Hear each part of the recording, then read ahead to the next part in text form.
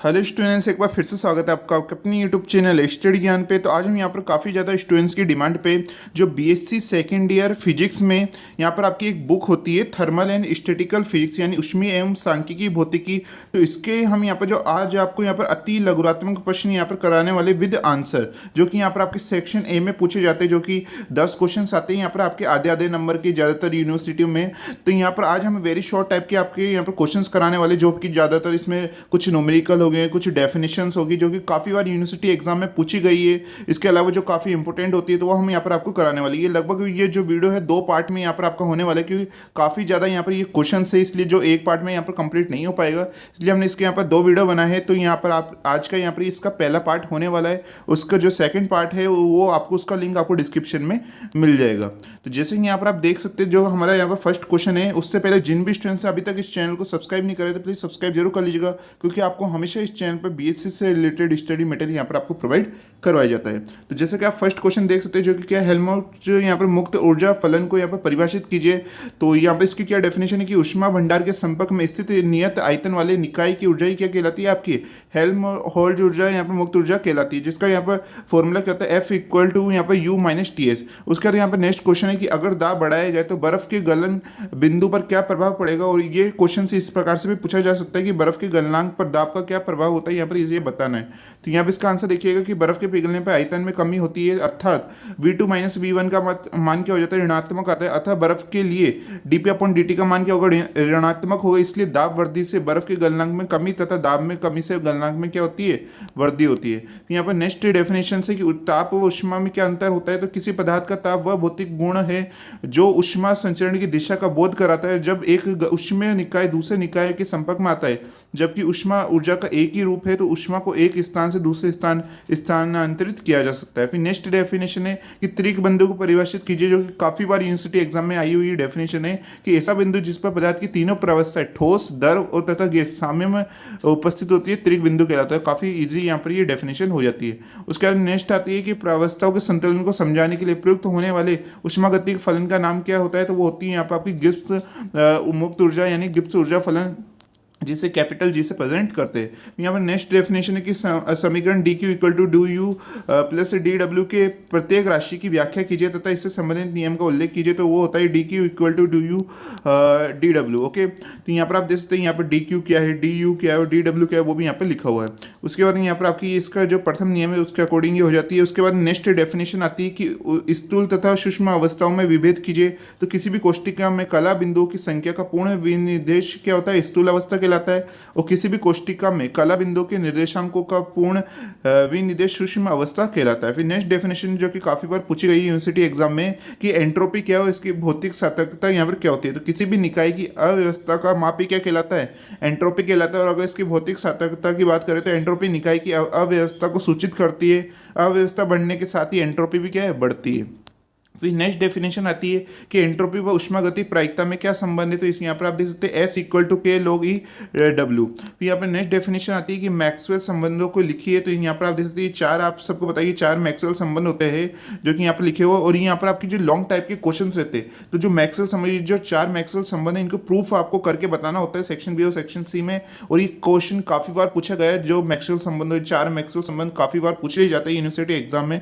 तो ये यहाँ पर इसे इंपॉर्टेंट लगा लीजिएगा। और हमने यहाँ पर वैसे भी आपके जो सेक्शन बी है और जो सेक्शन सी है, जो वेरी लॉन्ग टाइप के क्वेश्चन है, उनके लिए हमने यहाँ पर मोस्ट इंपोर्टेंट क्वेश्चन की यहाँ पर बता रखी है आपको। तो उसका लिंक भी आपको डिस्क्रिप्शन मिल जाएगा, उससे जरूर देख लीजिएगा। वहाँ पर हमने काफी मोस्ट इंपोर्टेंट क्वेश्चन इस बुक के लिए यहाँ पर बता रखे, वेरी लॉन्ग टाइप क्वेश्चन के लिए। अब बात करते हैं यहाँ पर नेक्स्ट क्वेश्चन की, जो कि क्या आदर्श गैस के लिए जूल थॉमसन गुणांक ज्ञात कीजिए, जो कि क्या होता है यहाँ पर आपके म्यू जेटी इक्वल टू 0 होता है। फिर यहाँ पर नेक्स्ट डेफिनेशन है जो कि पूछी गई थी कि जूल थॉमसन गुणांक का व्यंजक लिखिए, जो कि क्या होता है mu JT equal to 1/CPT del V upon del T. जहाँ पर आप देखेंगे प्रेशर है वो नियत है, यहाँ पर कांस्टेंट है और माइनस वी। ये जो यहाँ पर ये फॉर्मूला काफ़ी ज़्यादा इंपॉर्टेंट है, उसका जो डेरिवेशन प्रूफ करने के लिए भी काफ़ी बार यूनिवर्सिटी एग्जाम में पूछा गया है। उसके बाद यहाँ पर नेक्स्ट है कि ऊष्मागतिक विभव की भौतिक सातत्यता क्या है। तो किसी निकाय की साम्यावस्था की शर्तों का अध्ययन करने में होता है, 4 ऊष्मागतिक चर यहाँ पर प्राप्त करने में होता है। यहाँ पर नेक्स्ट डेफिनेशन आती है कि ऊष्मा भंडार के संपर्क में नियत दाब वाले निकाय के लिए साम्यावस्था का प्रतिबंध क्या होता है, H - T डेट S, जो कि क्या होता है, मिनिमम होता है। फिर नेक्स्ट डेफिनेशन है कि ऊष्मा भंडार से आप क्या समझते हैं, तो ऐसे निकाय जिसकी ऊष्मा धारिता अनंत होती है ऊष्मा भंडार कहलाता है। ऊष्मा भंडार से ऊष्मा लेने या उसे ऊष्मा देने पर उसके ताप में कोई परिवर्तन नहीं होता है। फिर नेक्स्ट डेफिनेशन आती है कि यहाँ पर देखिएगा कि रुद्धोष्म अन्योन्य क्रिया का क्या अभिप्राय है। तो जब ऊष्मा रोधन की स्थिति में स्थित दो स्थूल निकाय के बाहरी प्राचल को परिवर्तित किया जाता है तो इसकी माध्य ऊर्जा में परिवर्तन निकाय द्वारा दूसरे निकाय पर कार्य करने के कारण होता है। इस कारण की अन्योन्य क्रिया को क्या कहते हैं, रुद्धोष्म अन्योन्य क्रिया कहते हैं। फिर नेक्स्ट डेफिनेशन आती है कि ऊष्मा थॉम्सन प्रभाव क्या है। तो जब किसी गैस को उच्च दाब वाले क्षेत्र से निम्न दाब वाले क्षेत्र की ओर प्रसारित करते हैं तो उनकी आंतरिक ऊर्जा में कमी होती है। इस घटना को क्या कहते हैं, जूल थॉम्सन कहते हैं। काफी इंपॉर्टेंट डेरिवेशन काफी बार ये पूछी गई है। यहाँ पर नेक्स्ट डेफिनेशन है, यहाँ पर आप देखिएगा कि ऊष्मागति के प्रथम नियम का कथन लिखिए। तो इस नियम के अनुसार किसी निकाय को दी गई ऊष्मा, यहाँ पर देखेंगे आप डेल यहाँ पर क्यू निकाय द्वारा किए गए कार्य डेल डब्ल्यू तथा निकाय की गई आंतरिक ऊर्जा में वृद्धि के योग के बराबर होती है, जैसे यहाँ पर आप ये देख सकते हैं। फिर यहाँ पर नेक्स्ट डेफिनेशन ये है कि ऊष्मागति के शून्य नियम का कथन लिखिए। तो इसी नियम के अनुसार यदि दो निकाय तीसरे निकाय से अलग अलग ऊष्मीय साम्यावस्था में हो तो वे आपस में भी कह सकते हैं ऊष्मीय साम्यावस्था में होते। यहाँ पर नेक्स्ट डेफिनेशन आती है कि आदर्श गैस के रुद्धोष्म प्रसार के लिए दौरान किए गए कार्य का व्यंजक क्या होता है। तो यहाँ पर आप देख सकते हैं इसका व्यंजक है। यहाँ पर नेक्स्ट डेफिनेशन आती है कि ऊष्मागति के द्वितीय नियम के लिए क्लॉसियस के कथन का चित्रण कीजिए। तो क्या होती है, यहाँ पर क्लॉसियस का देखिएगा कि क्लॉसियस के अनुसार ऊष्मा स्वतः निम्न ताप से उच्च ताप की ओर प्रवाहित नहीं हो सकती है। यहाँ पर नेक्स्ट डेफिनेशन आती है कि किसी पदार्थ उस गैस का ताप 0 डिग्री सेल्सियस से 273 डिग्री सेल्सियस तक बढ़ाए तो उसके अणुओं की गति ऊर्जा का अनुपात यहाँ पर बताइए। तो यहाँ पर हमने इससे सॉल्व कर रखा है। आप देखिएगा कि यहाँ पर जब T1 क्या है 0 डिग्री सेल्सियस, 0 डिग्री सेल्सियस का मतलब है यहाँ पर 273 केल्विन है, और T2 क्या है यहाँ पर 273 डिग्री सेल्सियस है। तो इसमें हम यहाँ पे इसे केल्विन में चेंज करना होगा, इसलिए हम इसमें 273 और ऐड कर देंगे तो कितना आ जाएगा 456 यानी 556 केल्विन आ जाएगा। और आप अच्छी तरह से जानते हैं कि जो आपकी ई है वो किसके समानुपाती होती है, टी के। तो यहाँ पर आप देखेंगे यहाँ पर E2 अपॉन में E1 equal to T2 upon T1 हो जाएगा, जहाँ T2 की वैल्यू अभी हमने निकाली 546 और T1 की वैल्यू क्या 273, यहाँ पर आप देख सकते हैं। और जब इससे हमने सॉल्व किया यानी 273 से 546 कट होएगा तो ये 2 बार ये 1 बार, तो 2 रेशियो यहाँ पर 1 इसका अनुपात यहाँ पर आ जाता है। यहाँ पर नेक्स्ट डेफिनेशन आती है कि दिखाइए कि त्रिक बिंदु किसी दिए गए कार्य पदार्थ के लिए अद्वितीय होता है। तो इसकी डेफिनेशन देखिएगा कि त्रिक बिंदु पर द्रव की तीनों अवस्थाएं ठोस, द्रव तथा गैस साम्य में होती है, इसलिए यहाँ पर यह बिंदु अद्वितीय बिंदु होता है जिस पर तीनों अवस्थाओं में गिब्स ऊर्जा फलन परस्पर बराबर हो जाती है। फिर यहाँ पर नेक्स्ट डेफिनेशन आती है कि विभिन्न ऊष्मागतिक विभव को यहाँ पर व्यक्त कीजिए। तो यहाँ पर आप देखिएगा विभिन्न ऊष्मागतिक विभव निम्न प्रकार की, एक तो होती है यहाँ पर आंतरिक ऊर्जा, फिर होती है एंथैल्पी या कुल ऊर्जा, फिर होती है यहाँ पर हेल्महोल्ट्ज ऊर्जा, और एक होती है गिब्स मुक्त ऊर्जा। यहाँ पर नेक्स्ट डेफिनेशन आती है कि ऊष्मागतिक तथा ऊष्मीय ताम्य अवस्था में विभेद यहाँ पर कीजिए। तो यहाँ पर आप ये डेफिनेशन देख सकते हैं। उसके बाद यहाँ पर नेक्स्ट डेफिनेशन है कि ऊष्मीय इंजन की दक्षता को परिभाषित कीजिए। तो इंजन द्वारा ली गई ऊष्मा के सापेक्ष कार्य करने की क्षमता को बताने वाला गुणांक क्या कहलाता है, का दक्षता कहलाता है। यानी हम यहाँ पर देख सकते हैं जो कि क्या नीटा इक्वल टू और यहाँ पर W अपॉन Q1। फिर जैसे कि यहाँ पर आप नेक्स्ट क्वेश्चन देख सकते हैं जो कि एक न्यूमेरिकल है कि एक कार्नो इंजन जो कि 370 डिग्री सेल्सियस तथा 70 डिग्री सेल्सियस के मध्य कार्य करता हो तो इसकी दक्षता बताना है। तो यहाँ पर आप देखेंगे T1 के यहाँ पर 370 डिग्री सेल्सियस थे, तो इसे केल्विन में चेंज करना होगा। केल्विन में चेंज करने के लिए हम 273 यहाँ पर क्या कर देते ऐड कर देते, जो कि क्या हो जाएगा ऐड करने पर 600 केल्विन हो जाएगा।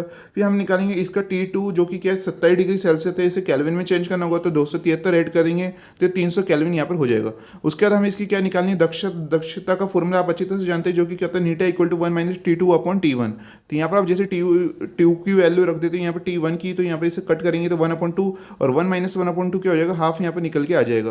और आप अच्छी तरह से जानते हैं कि 1/2 को आप क्या लिख सकते हैं 0.5, जैसे हमने 2 का 1 में डिवाइड लगाया। तो उसके बाद यहाँ पर इसे हमें परसेंट में चेंज करना होगा। तो परसेंट में चेंज करने के लिए हम इसे क्या करते हैं 100 से इसे मल्टीपल कर देते हैं, जो कि कितना निकल के आ जाएगा 50% इसकी दक्षता होती है। उसके बाद यहाँ पर नेक्स्ट क्वेश्चन देखिएगा जो कि काफ़ी बार पूछा गया है यूनिवर्सिटी एग्जाम में सेक्शन ए में, कि कार्नोट की यहाँ पर दक्षता 40% है। स्रोत का न्यूनतम ताप 60 डिग्री सेल्सियस है, तो स्रोत का अधिकतम तापमान यहाँ पर ज्ञात करना है। तो यहाँ पर आप देखिए नीटा इक्वल टू क्या 40% यहाँ पर दे रखा है, जिसे अगर हम यहाँ पर इक्वेशन में लिखे यहाँ पर वैल्यू में तो यहाँ पर ये 0.4 होगा। और अगर इसकी T2 की वैल्यू देखेंगे 7 डिग्री सेल्सियस है, इसमें केल्विन में चेंज करते थे 273 ऐड कर देते जो कि 280 केल्विन हो जाएगा। इसके हमें यहाँ पर T1 निकालना है। तो वही वाला फॉर्मूला हमारे eta equal to 1 minus T2 upon T1, इस बार हमें नीटा की वैल्यू 0.4 दे रखी है, T2 की वैल्यू हमें 280 और T1 की वैल्यू हमें यहाँ पर निकालनी है। हम क्या करेंगे यहाँ पर सिंपली देखिएगा कि इसको हम यहाँ पर इधर ले आएंगे और 0.4 को हम यहाँ पर 1 के यहाँ पर ले आएंगे तो ये क्या हो जाएगा 0.6 हो जाएगा। उसके बाद यहाँ पर आप देखिए T1 की वैल्यू हम इससे यहाँ पर निकाल लेंगे जो कि क्या निकल के आएगी 466.67 केल्विन यहाँ पर निकल के आ जाती है। उसके बाद यहाँ पर नेक्स्ट क्वेश्चन है कि अत्यल्प सामान्य अन्योन्य क्रिया किसे कहते हैं, तो वह अन्योन्य क्रिया जिसमें निकाय की प्रारंभिक तथा अंतिम स्थूल अवस्थाओं के मध्य अंतर यहाँ पर अति सूक्ष्म या अतियाणु होता है, इसे अतियाणु या अत्यल्प सामान्य अन्योन्य क्रिया कहते हैं। उसके बाद यहाँ पर नेक्स्ट क्वेश्चन देखिएगा जो कि क्या है, कार्नोट इंजन की दक्षता रुद्धोष प्रसार अनुपात के रूप में लिखी है, जो कि क्या है यहाँ पर आप देख सकते हैं नीटा इक्वल टू 1-1/रो इसके ऊपर पावर गामा -1, जो इसका यहाँ पर फॉर्मूला होता है, काफी बार पूछा गया क्वेश्चन भी है। उसके बाद यहाँ पर नेक्स्ट क्वेश्चन है अति तरलता क्या है, तो द्रव हीलियम सेकंड का वह गुण जिसके कारण वह बिना किसी आंतरिक घर्षण के अंतरकाल तक प्रवाहित होता है, उसे क्या कहते हैं, अति तरलता कहते हैं। या ऐसे भी कह सकते हैं यदि द्रव हीलियम सेकंड के किसी को यहाँ पर सकड़ी नली में होकर प्रवाहित किया जाए तो ये बिना दबांतर के तेजी से बह जाती है, इस घटना को क्या कहते हैं, अति तरलता कहते हैं। और एक बात हम आपको बता दें, जो हीलियम सेकंड के जो गुण रहते हैं वो काफी ज्यादा इंपॉर्टेंट होते हैं, जो कि आपके सेक्शन और सेक्शन सी में काफी बार पूछे भी गए। तो जो हीलियम सेकंड के गुण को आप अच्छी तरह से तैयार कर लीजिएगा। उसके बाद यहाँ पर क्वेश्चन नंबर नेक्स्ट है कि हीलियम फर्स्ट तथा हीलियम सेकंड में अंतर बताइए। तो यहाँ पर आप देखेंगे लैम्डा लाइन के दाई और यहाँ पर द्रव हीलियम सामान्य द्रव की तरह व्यवहार करती है, इसे क्या कहते हैं, द्रव हीलियम फर्स्ट कहते हैं।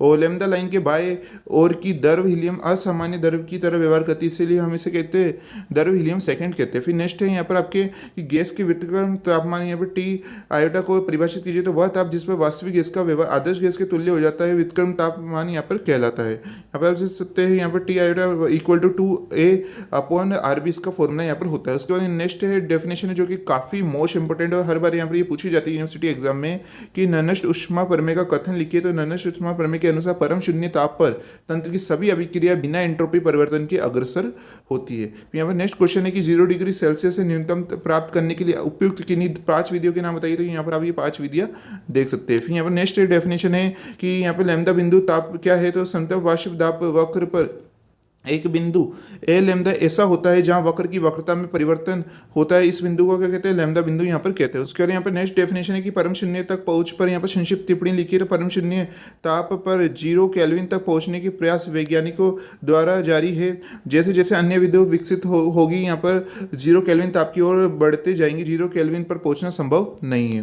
नेक्स्ट है यहाँ पर कि बर्फ तथा भाप के बीच कार्य करते हुए कार्नोट इंजन की यहाँ पर दक्षता बताइए। तो यहाँ पर आप देख सकते हैं हमने यहाँ पर T1 निकाल लिया, वही उसे डिग्री को यहाँ पर केल्विन में चेंज करा। उसके बाद यहाँ पर आप देखेंगे T2 की वैल्यू यहाँ पर 273, यहाँ पर हमने इसकी मदद से यहाँ पर नीटा यानी दक्षता हमने यहाँ पर निकाल ली है, यहाँ पर आप देख सकते हैं। और अभी यहाँ पर और भी क्वेश्चन है सेक्शन ए के लिए, जिसे हम यहाँ पर इसका जो सेकंड पार्ट होगा उसमें हम यहाँ पर कंप्लीट करेंगे, जिसका लिंक आपको डिस्क्रिप्शन में मिल जाएगा। और इसकी जो PDF है वो आपको हमारे जो टेलीग्राम चैनल है मैथ्स बाय एयर स्टडी ज्ञान के नाम से, वहाँ पर आपको इसकी PDF है जल्दी वहाँ पर आपको प्रोवाइड हो जाएगी, तो आप उस टेलीग्राम चैनल को ज्वाइन कर लीजिएगा। इसका लिंक हमने डिस्क्रिप्शन में दे रखा है, मैथ्स बाय स्टडी ज्ञान वाले नाम के यहाँ पर टेलीग्राम चैनल को आप ज्वाइन कर लीजिएगा, या आप टेलीग्राम पे सर्च भी करेंगे तो भी यहाँ पर आपको शो हो जाएगा। आइए आज का वीडियो आपको पसंद आया होगा, प्लीज़ कमेंट करके जरूर हर स्टूडेंट्स को बताएं, क्योंकि ये बनाने में काफ़ी ज़्यादा मेहनत आपके लिए यहाँ पे लगी है। और इस वीडियो को लाइक करना ना भूले और साथ में इस चैनल को सब्सक्राइब भी जरूर कर लीजिएगा। तो मिलते हैं नेक्स्ट वीडियो में।